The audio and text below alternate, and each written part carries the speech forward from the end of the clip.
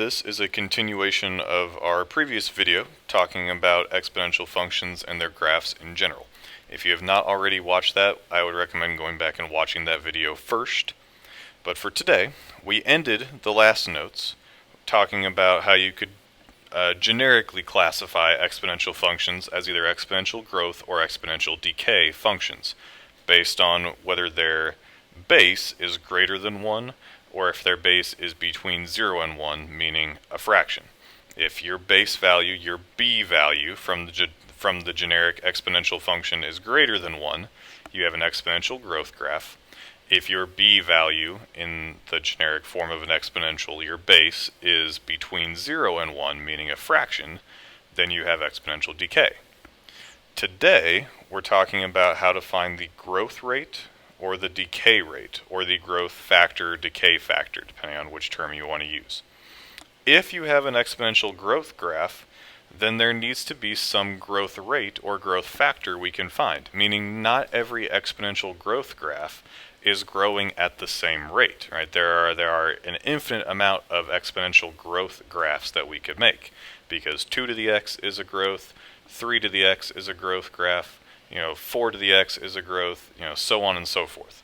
So we want a way to compare those different types of exponential growth functions to see what rate each one is growing at, and so that's what we have the growth rate for. Your growth factor, as it shows here, is equal to the quantity 1 plus r. Or I should say your base here is equal to 1 plus r. Your growth factor itself is the r.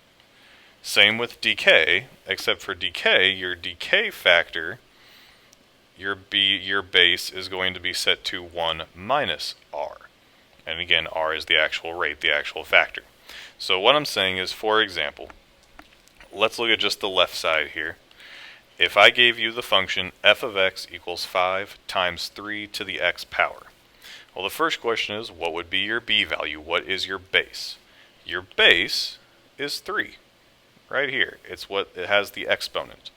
3 is your base. Since 3 is greater than 1, that would make this an exponential growth graph, an exponential growth function. So since this is an exponential growth function, we would be asked to find the growth rate, or the growth factor. So what we'd do is we would say 3, our base, our b value, is equal to 1 plus r.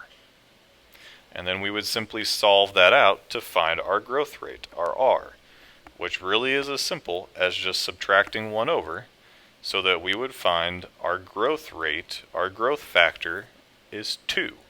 Or in other words, if you write 2 as a percentage, that would be 200%.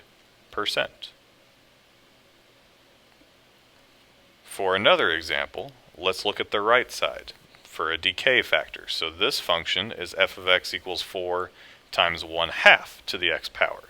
So this time our b, our base, is 1/2.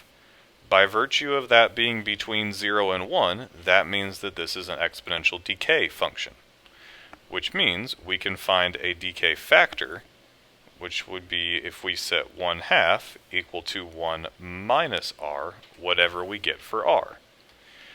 For me, I don't like to deal with negatives if I don't have to, so I'm just going to go ahead and add r to the other side, giving me r plus 1/2 equals 1. So then I can just subtract 1/2 over, and if you take 1 minus 1/2, you would get r is equal to 1/2.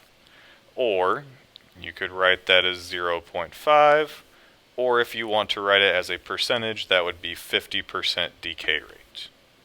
Any of those would be different ways that you could write them. Okay, that's all this lesson is, growth rate and decay rate. So you want to first determine whether you have an exponential growth graph or an exponential decay graph. Once you've determined that, take your base, take your b value, and you're going to set whatever that b value is equal to either 1 plus r if it's growth or 1 minus r if it's decay.